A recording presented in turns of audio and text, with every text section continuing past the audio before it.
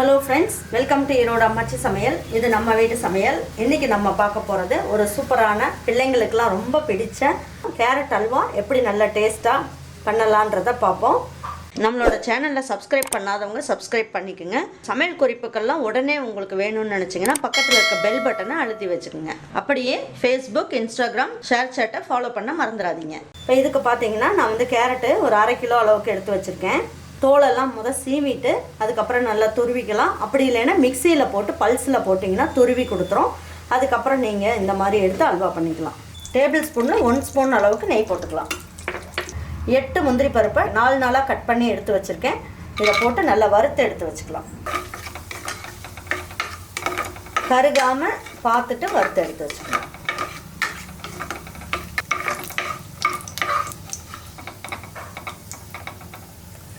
முந்திரி பருப்பை நல்லா வறுத்தாச்சு. இப்போ அதை எடுத்து வச்சுக்கலாம்.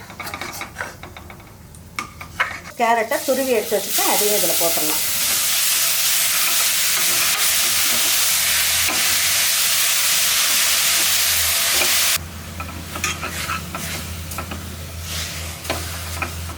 கேரட்டோட கலரே கொஞ்சம் சேஞ்ச் ஆகிடுச்சு பாருங்கள். இந்த நெய்லேயே நல்லா வறுத்த உடனே 1 நிமிஷம் வறுத்திங்கன்னா போதும், ரொம்ப நேரம் வறுக்கணும்னு அவசியம் கிடையாது.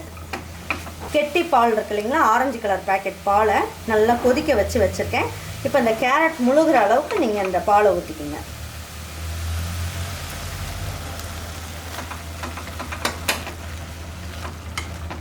ஒரு 3 ஏலக்காயை நல்லா பொடி பண்ணி எடுத்து வச்சுருக்கேன். இதையும் போட்டுக்கலாம். இப்போயே போட்டுடலாம்.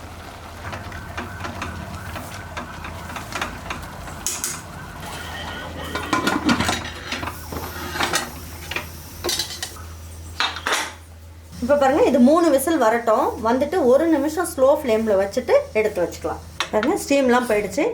இப்போ எடுத்து பார்க்கலாம்.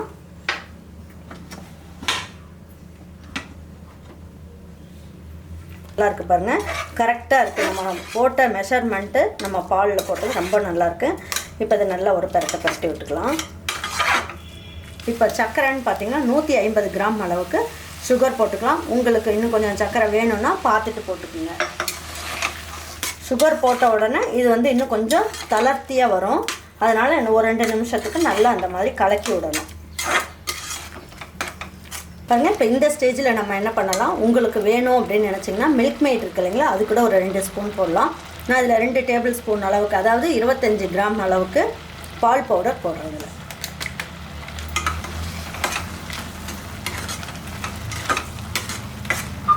இப்போ 1 ஸ்பூன் அளவுக்கு நெய் வந்து இப்போ இதில் ஊற்றிடலாம்.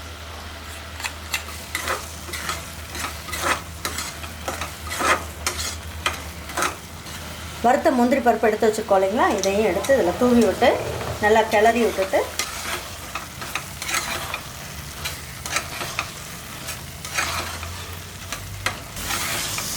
ரொம்ப நேரம் கிண்டிகிட்டு இருந்துட்டிங்கனாலும் அது ஜவ்வு மாதிரி போயிடும். இந்த மாதிரி பக்குவம் தான் உங்களுக்கு கரெக்டாக இருக்கும். இப்போ இதை எடுத்து வச்சு பரிமாறிக்கலாம். பாருங்கள், இப்போ அல்வாவை எடுத்து வச்சு நம்ம பரிமாறிக்கலாம்.